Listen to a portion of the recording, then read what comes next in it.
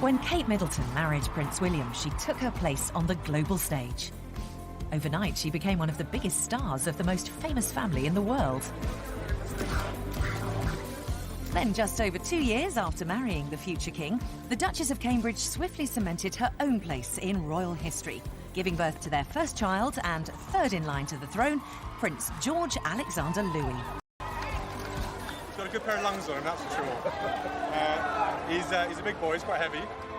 And only 18 months after the birth of their first child, news broke around the world of another addition to the royal household. I'm going to become uncle again for the second time, hopefully. So, yeah, it's very exciting news. As their newborn daughter is welcomed into the family, those select few with the inside track on Kate and William reveal what impact their new child will have on them as parents, modern royals. New parents inside the royal family are given an awful lot of latitude, more than you might think. How will these high-profile, hands-on parents cope with 2 young children to look after? Queen's been pregnant 4 times, she's had 4 children. She knows exactly what Kate is going through. It's a time that is incredibly challenging. You are juggling so many different things, but particularly if you're the Duke and Duchess of Cambridge. Let's face it, this is the most photographed, famous royal couple in the world. I think if they still feel under siege at Kensington Palace, we will see them more and more living in their very big house in the country that the Queen has given them. And what clues lie in the past that may well determine the royal future for their daughter? In many cases, some of the greatest monarchs in British history were never supposed to wear the crown.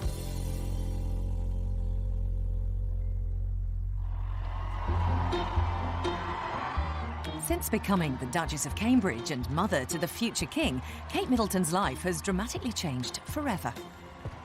She wasn't an aristocrat, she wasn't blue-blooded, she was a regular home counties girl, and look at her now. For years, the media's been looking for a new golden goose, and since Diana died, they haven't been able to find one. In Kate Middleton, Duchess of Cambridge, they've got a new golden goose.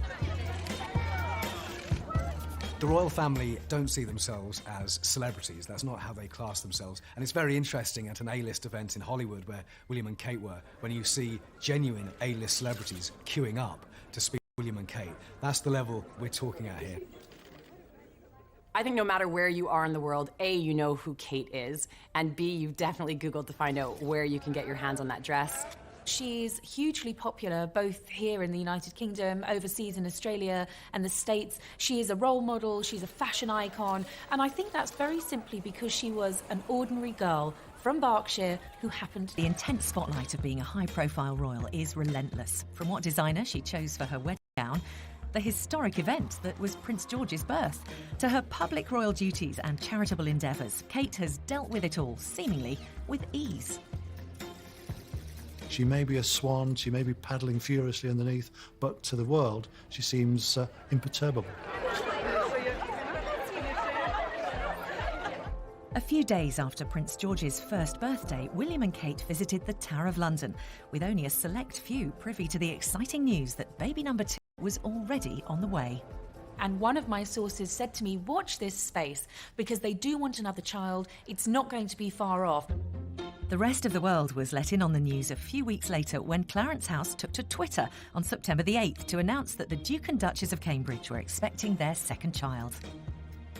The reaction to the news that Kate was pregnant again was, again, one of surprise, because it was a very early announcement. They didn't want to announce it that early, but they had to, because she had had to cancel an engagement. The royals never cancel, so when they do, you know something's up. But with the return of the extreme form of morning sickness she endured while pregnant with Prince George, Kate wasn't able to fully enjoy the news. Acute morning sickness is called hyperemesis gravidarum. That's the medical terminology for it. Morning sickness is very, very common in the first 3 months of pregnancy, but a smaller group of women will have such severe morning sickness that they get dehydrated, they feel very unwell, and they are unable to go on with their day-to-day activities. Most mums think second time round they can relax a little bit, but obviously for Kate, having gone through all the severe morning sickness with Prince George and then going through it again with this second pregnancy while having the eyes of the world's press on her, it was probably just as high-octane and anxiety-inducing as it was the first time round.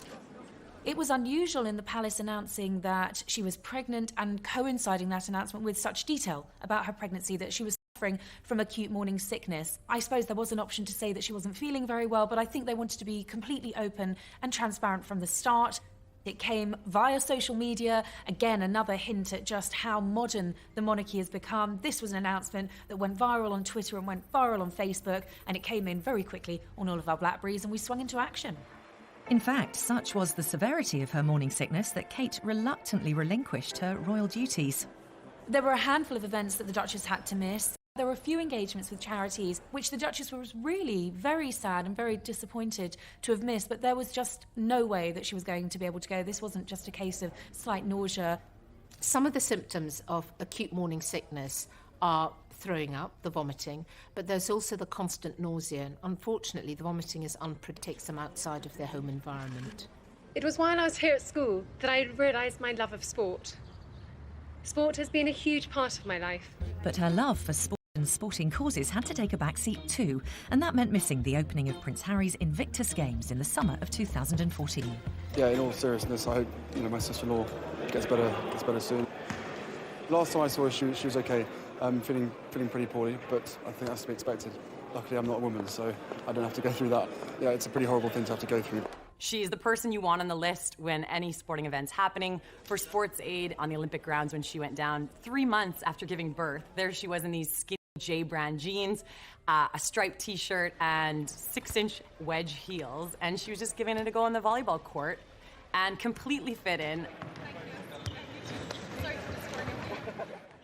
She will have been gutted to miss the Invictus Games. The royals don't cancel. They never cancel. It's the one thing you can guarantee. So for her to have to pull out of that event, she would have been really upset.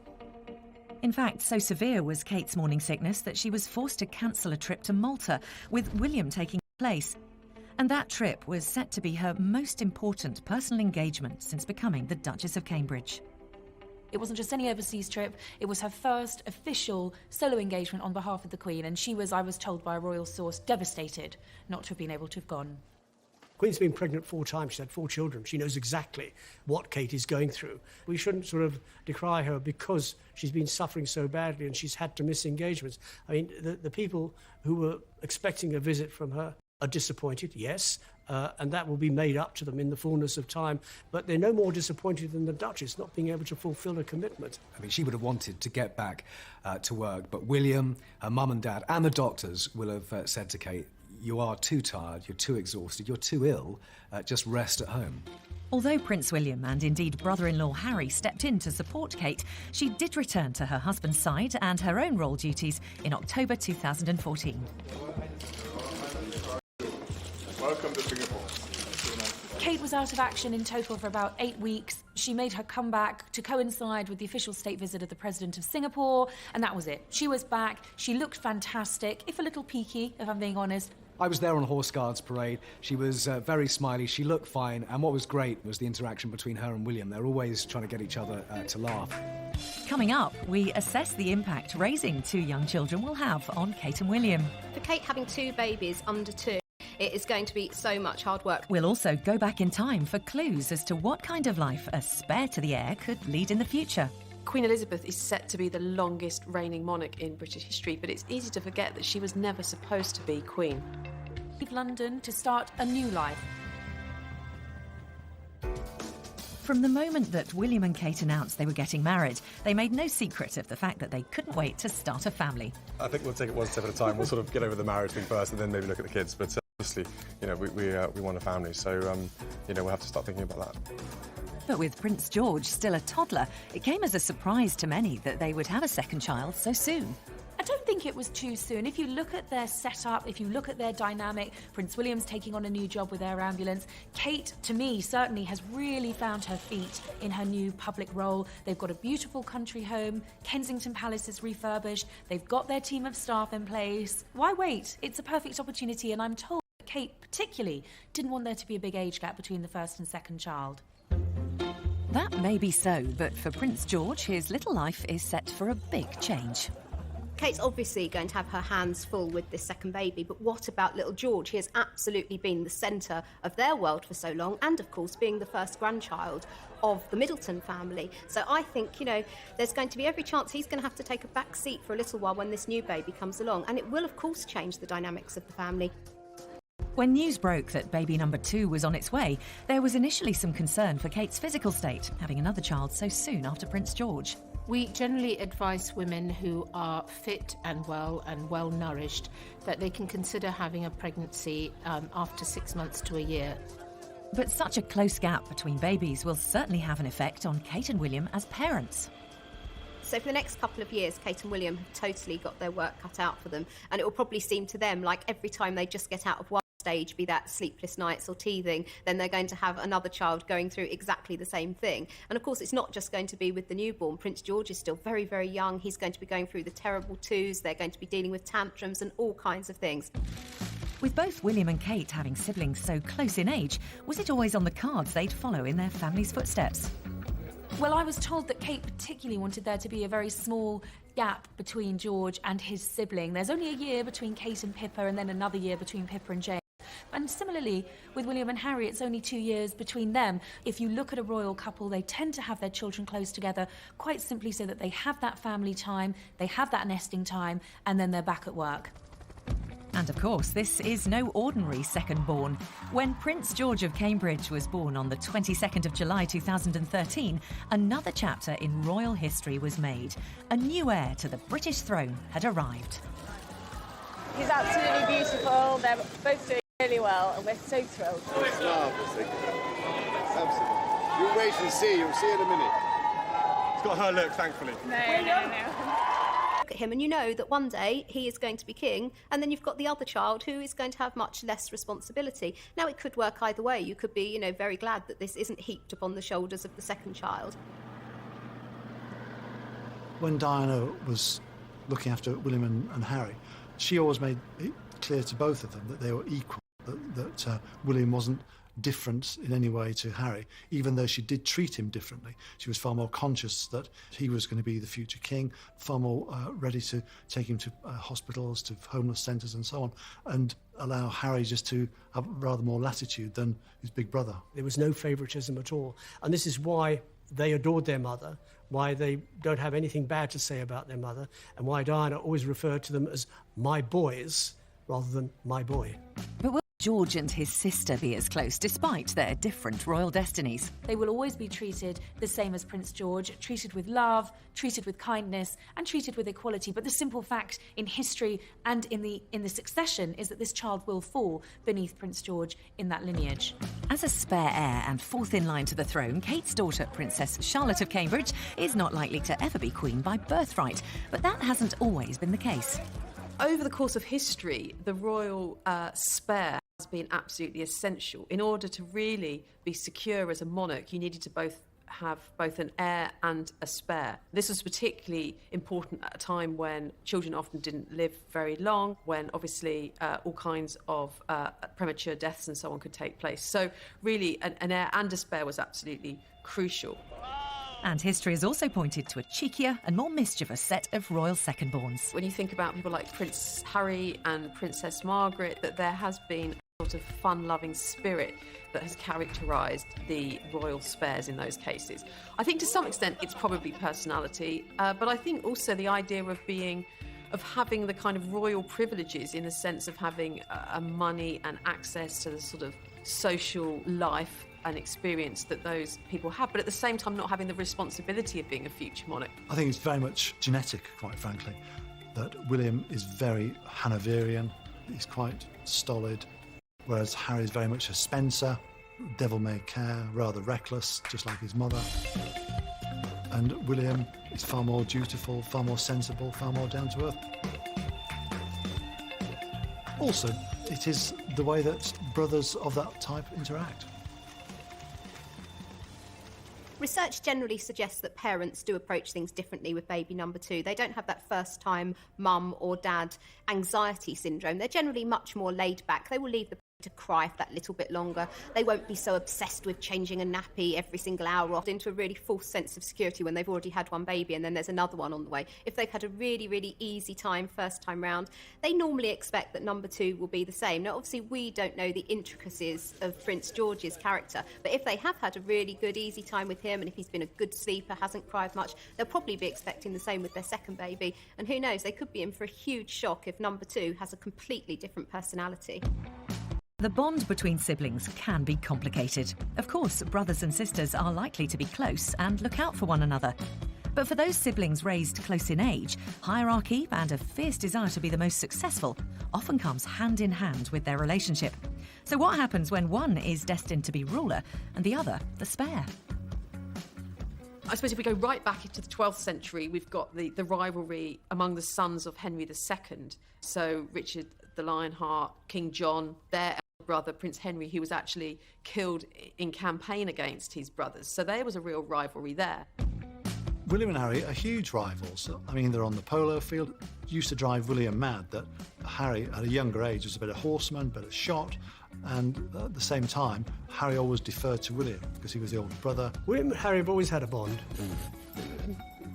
With the youngsters, where there is a 2-year age difference, they're close almost from the word go, because as William grew out of his toys, then Harry would take them over. And as they grew up, they became closer because the age difference was only 2 years. So I think that was one of the contributing factors that made them so close.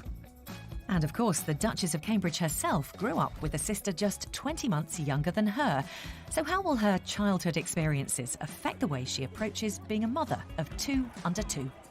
They speak every day, they spend a lot of time together, they see each other all the time. Pippa's very involved in George's life, so you've got a really strong sibling link, and that is absolutely what Kate will want George to have with his sibling. Still to come, we'll get the inside story behind the big changes for Kate and William as they prepare for a new baby. Kate was having a conversation with the Queen in which she confided that she'd found being with George on her own and not having a full-time nanny or a maternity nurse very hard work. I think if they still feel under siege at Kensington Palace, we will see them more and more living on the Sandringham estate at Anmer Hall, their very big house in the country that the Queen has given them. Like all parents looking forward to having a second child, Kate and William will no doubt have been agonising over how to raise their growing family and what, if anything, they do differently this time. Parenting is almost like a competitive sport these days. Parents cannot do right for doing wrong. Somebody is always going to be judging you, be that other parent, got the eyes of the world on you. That pressure must be absolutely magnified 100 times. Over the next couple of years, Kate and William have totally got their work cut out for them, and it will probably seem to them like every time they just get out of one stage, be that sleepless nights or teething, then they're going to have another child going through exactly the same thing. And of course, it's not just going to be with the newborn. Prince George is still very, very young. He's going to be going through the terrible twos. They're going to be dealing with tantrums and all kinds of things.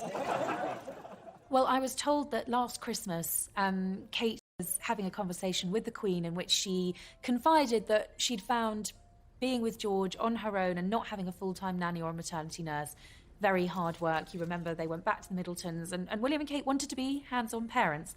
Well, they did it until September, and then they recruited a nanny, and apparently this time round, one of the first appointments is going to be a maternity nurse. I think despite their good intentions first time round, Kate and William did soon realise that they couldn't hold down their jobs and also care full-time for their child. And I think this time round, perhaps they will cut themselves a little bit of slack and not want to be quite so hands-on as they so desperately wanted to be with baby George, because at the end of the day, they are going to have 2 children under 2 and they are going to need help.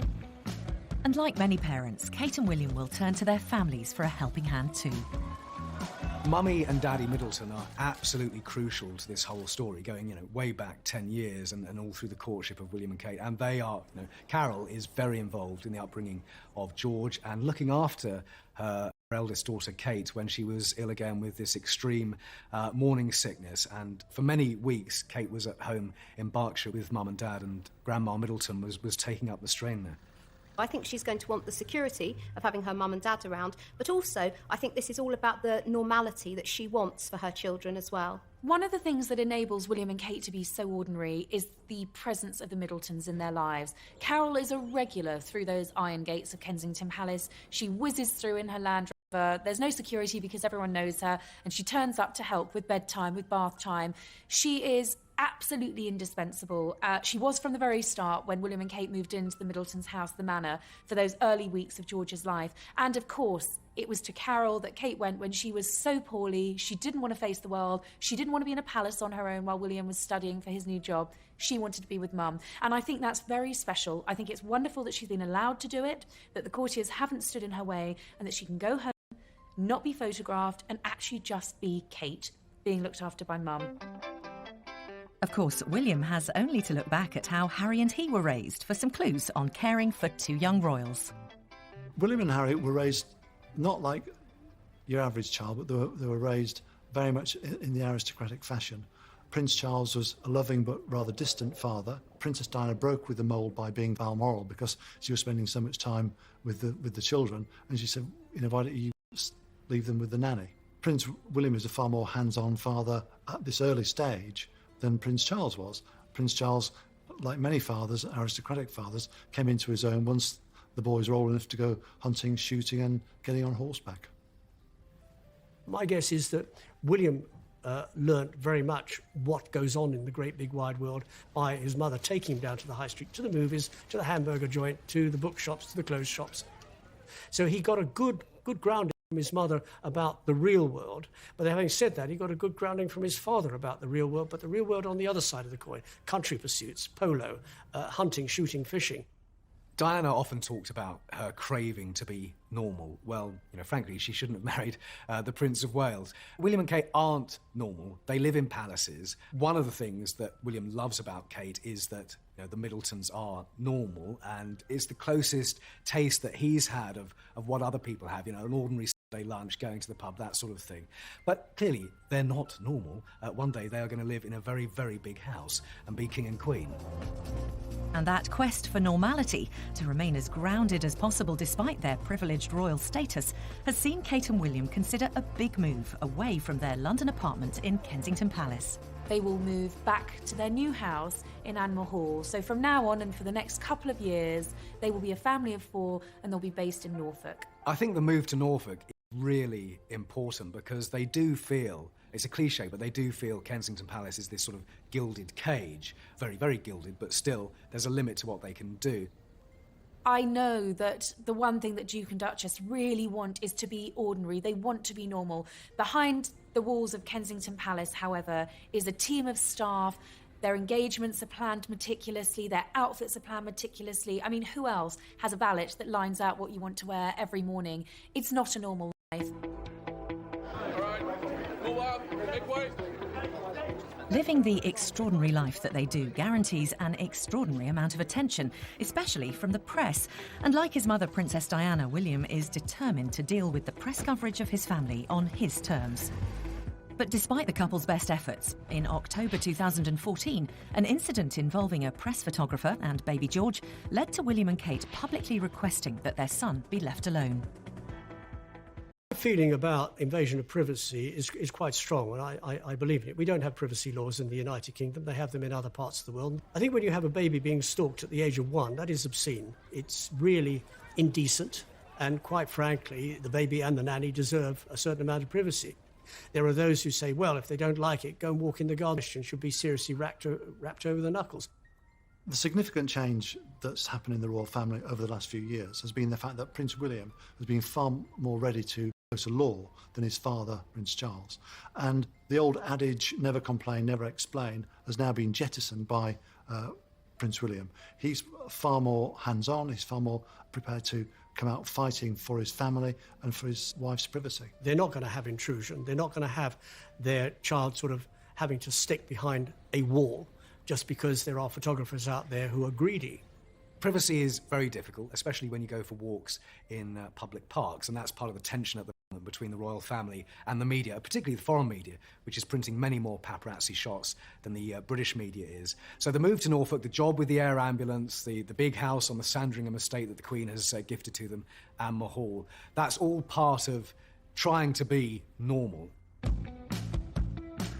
As Kate and William seek to protect their family's privacy, away from prying eyes, the work of raising 2 young royals will begin in a time-honoured fashion.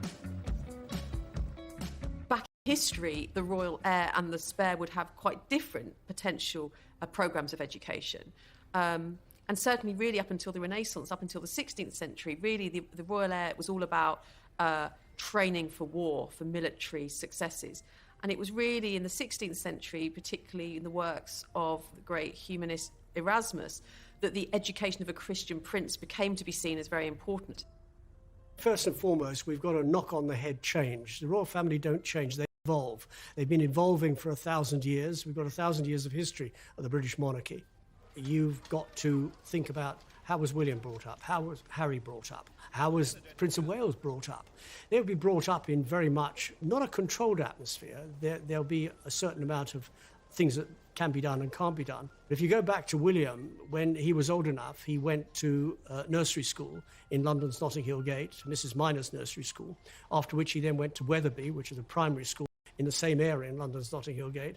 He then went to Ludgrove, a prep school, and then after that to Eton. So he had a formal education out in the great big wide world. But then his father had the same sort of thing. He didn't go to nursery school, but he went to primary school in London. He went to prep school out in the country at Cheam, and then he went to Gordonston.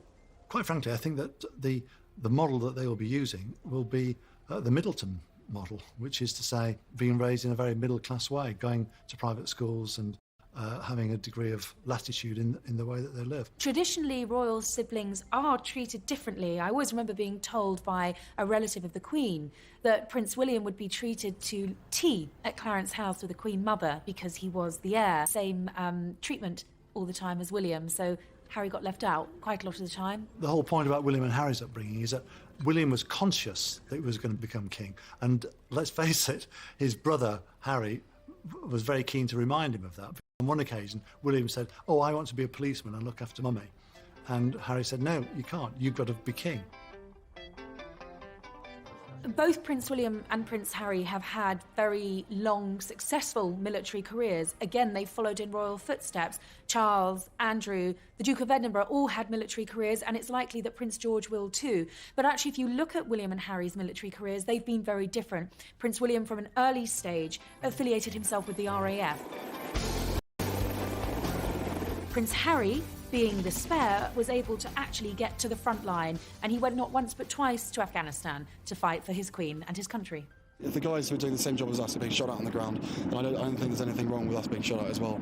And yeah, people back home will have issues with that, but we're not special. The guys out there are, as simple as that. The heir to the throne, when he's ever been in the military, whether it's the Duke of Windsor or whether it's Prince Charles, they've always been treated with kid gloves. William was genuinely angry that he wasn't allowed to serve in Afghanistan, and Harry, as the spare, was allowed to go.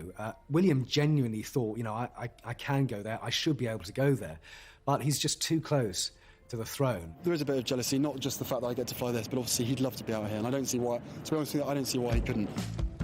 William's desire to lead a normal life does have its limitations, but for Harry, the birth of baby number 2 gives him even more freedom in how he lives his life. And of course, with that growing family, your prospects of becoming king reduce, don't they? Great. Harry genuinely is delighted that he's moving down the batting order. He can see what the pressure, the expectation, the waiting does to people. He's seen it with his father. He's seeing it now with William, who, you know, does have a heavier burden on his shoulders, destiny or history or whatever you want to call it. Harry doesn't have that. I think William's come to terms with it now, and he feels he can, you know, make his own space and do his own thing. Harry, of course, has got much more freedom to do that. But if history has shown us anything, it's that royal futures are never set in stone.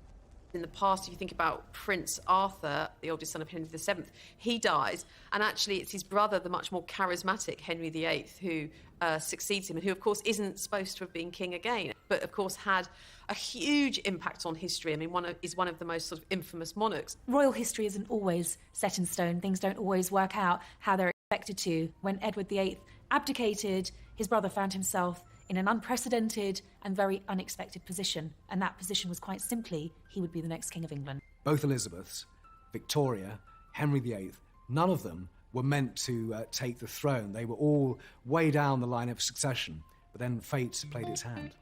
Coming up, we look at who the big money winners are likely to be from the birth of baby number 2. In our case, she was placing the order pretty much like a regular customer, except the delivery address was Kensington Palace, which was quite exciting. In stores, we were getting calls from all over the world, even from like Spain, Japan, everywhere. And we'll get the inside track on the birth that kept everyone waiting. With William and her charismatic brother-in-law Harry by her side, Kate has been credited with helping to make the British royal family accessible and relevant again. So it's no surprise that since she became the Duchess Cambridge, the world has literally been buying into Kate Middleton. We all know that Kate loves the high street fashion brands, and one of them in particular is Reiss. And since we've seen her wearing so much Reiss, that's actually contributed to them opening across the US. I think we've seen it time and time again that Kate's fashion sells out in seconds. The blue and white wrap dress that she wore in Australia sold out in 8 minutes. I think no matter where you are in the world, you are definitely looking out for Kate. You want to know what she's wearing, where she bought it from, and if in fact you can get your hands on it. Coming from Canada, I know that blog posts to magazines, anywhere you can kind of find that information, they'll be letting you know what Kate wore most recently and giving you examples of where you can find it. Kate's clothes, of course, are always of interest, and she does the yummy mummy look very, very well. When she's off duty, we're used to seeing her in her skinny jeans and her little pumps and sweaters, and that's a look that everybody can copy and everybody can emulate, and again, that's part of her huge appeal. All eyes in the fashion industry, from the stylists to the brands to the people that are getting on the websites to pick up these items, they're just watching what Kate is putting baby George in and what number 2 is going to be wearing, because that's what people want to get their hands on, that's what brands want to be selling, and that's what stylists want to be creating. What's been really interesting is the outfits that she's worn in her early pregnancy have been far racier than anything she wore when she was pregnant with Prince George. We've seen shorter hemlines, we've seen splashes of colour, we've seen lower necklines, quite daring outfits for a pregnant Duchess, and I think that's great. And one designer in particular has really benefited from Kate's maternity choices. We can't approach her. I think that's a little bit the etiquette, because so you have to wait to be chosen, and in our case she was placing the order pretty much like a regular customer, except the delivery address was Kensington Palace, which was quite exciting. It really opens up for us the American market, which is notoriously difficult to get into. We have also opened up distribution in Japan, in China, so, you know, areas where it's quite hard to knock on our doors. I think she is playing a fantastic role at promoting British fashion from the brand point of view, but also she's kind of raised the antes in terms of the elegance, because she is so elegant. I think she's kind of pushed a lot of the average people to think, I need to be as elegant as her. But it's not just Kate's clothes that are watched by royal fans across the globe. When Kate and William went to Australia and New Zealand on their first overseas trip together as a family, it was baby George who stole the show. That outing cemented their position as a trend-setting all-star family, with George's presence in particular giving baby fashion and retail brands a welcome boost in sales. I think the appeal with baby George is that when we look at his outfits, although he's dressed in a kind of traditional royal baby way, he's also really, really accessible. So we can look at his little shirt and his little blue shorts, and we know we can buy something very, very similar. This is a similar jumper to the one that we made for George. Obviously, this is for a little boy called Jack. We were very surprised at the interest and how many people actually wanted to get hold of something very similar to what George was wearing. We saw an immediate increase in interest in the brand right from that very day onwards. We almost couldn't believe it when we saw that he was wearing the shoes. Then we felt really excited, and it was a huge buzz all around all of the shops. So all of us were so excited, and we thought, oh my goodness, the actual future King of England's wearing the shoes from us. We couldn't actually keep up with demands at first. We sold out almost immediately online once he was pictured wearing it. In stores, we were getting calls from all over the world, even from like Spain, Japan, everywhere. With maternity brands cashing in on Kate's latest style choices and older brother George already a trend-setting toddler, the fashion business is set for an even bigger boost with the arrival of Princess Charlotte. Historically, royal princesses are far more interesting to the public than royal boys, than royal princes. And you saw that with the birth of Princess Elizabeth, the Queen Mum's first daughter and present Queen. So she was the most talked about and watched little girl in her time. And that's years before the internet, years before social media, years before Twitter. Now all eyes are on Her Royal Highness Princess Charlotte of Cambridge. Born on May the 2nd, 2015, a little later than everyone had expected. Witnessing events unfold at the Lindo Wing was royal reporter Simon Weiger. Well, the only guidance we got was from the Duchess herself, who said mid to late April. Fleet Street tied itself up in knots over April the 25th, April the 27th. Is she 1 week overdue, 10 days overdue? We simply don't know, and we may never know. But she seemed to cope pretty well to me. Some of the royal superfans who are always front and centre of the queue for weddings and births and great occasions, they have been here because they know it's the best way of getting a good position. And actually, some of them have a personal sort of relation for them. But they're absolutely royal superfans, and they turn out come rain or shine. It's a go! Kate gave birth at 8:30, just 2.5 hours after arriving here at the Lindo wing. So it was fast work. The announcement was made before midday, so everything progressed very quickly during the day. They announced it 3 ways. There was an official email to royal correspondents like me. That was about 6:30 in the morning. There was also the official tweets. They're very hot on social media. And then the ceremonial easel, the usual old way of announcing a princely or princessly birth at Buckingham Palace. We welcome with humble duty the second born of their Royal Highnesses, the Duke and Duchess of Cambridge. The only visitor to William and Kate and the new princess was George, who isn't yet 2 years old, but he stole everybody's hearts again. We haven't seen him for a long time as his father went back to Kensington Palace and brought him back here to the Lindo wing. William wanted George to walk, but George didn't want to do that, so William picked him up. There are a couple of royal waves, a kiss from father, and then into the door behind me. It was a lovely moment. He looked smashing, and he stole quite a few hearts. But with the move to Anne Hall, will the Middletons play as big a role with Princess Charlotte as they did with Prince George? Carol Middleton absolutely front and centre on this one. She's helped Kate with George a great deal. She's helped decorate and renovate Anne Hall, where they're going to be living in Norfolk for much of the time. So Granny Middleton is very important in all of this. Kate's daughter will undoubtedly have more freedom than her brother Prince George, but as a spare heir, she will still have an important role to play. The job of the royal child with an elder brother or sister is to be supportive. So the Prince of Wales, later the Duke of Windsor, was always supported by his sister and his 3 brothers. Elizabeth, now the Queen, was always supported by Princess Margaret. So there is a kind of unwritten code inside the royal family that your job as a sibling is to help share the burden of monarchy. So how will Kate and William's thoroughly modern style of parenting help to push the boundaries of what it means to be a family unit in a royal household?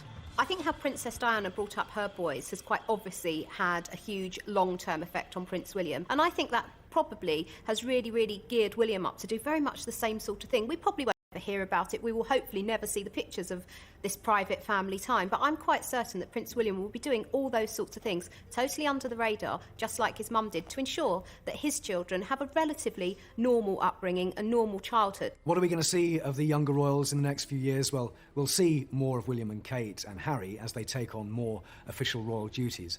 I don't think necessarily we're going to see more of Prince George and Kate, that he will protect his children. And I don't think we'll see that much of the royal children. And so William and Kate and their children we can look at as this kind of great showbiz couple with something a bit special.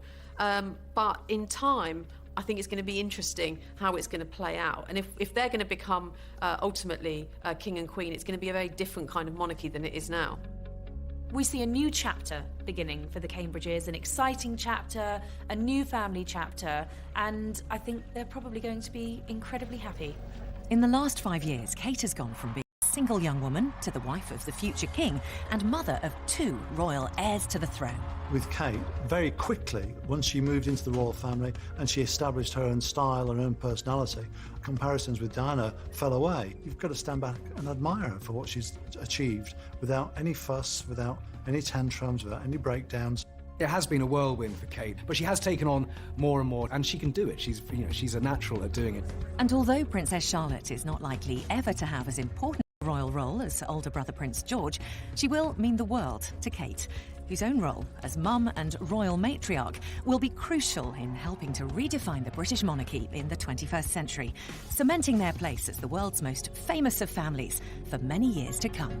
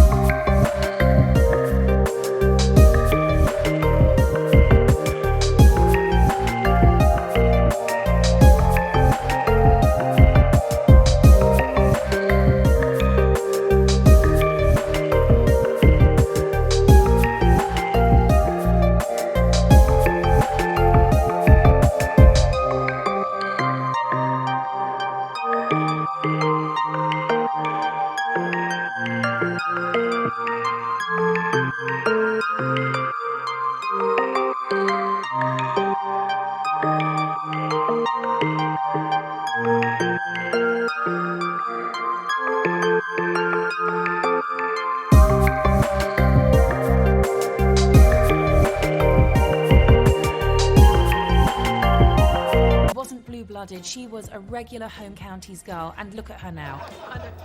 For years, the media has been looking for a new golden goose, and since Diana died, they haven't been able to find one. In Kate Middleton, Duchess of Cambridge, they've got a new golden goose. The royal family don't see themselves as celebrities. That's not how they class themselves. And it's very interesting at an A-list event in Hollywood where William and Kate were, when you see genuine A-list celebrities queuing up to speak to William and Kate. That's the level we're talking at here. I think no matter where you are in the world, A, you know who Kate is, and B, you've definitely Googled to find out where you can get your hands on that dress. She's hugely popular both here in the United Kingdom, overseas in Australia and the States. She is a role model, she's a fashion icon, and I think that's very simply because she was an ordinary girl from Berkshire who happened... The intense spotlight of being a high-profile royal is relentless. From what designer she chose for her wedding gown,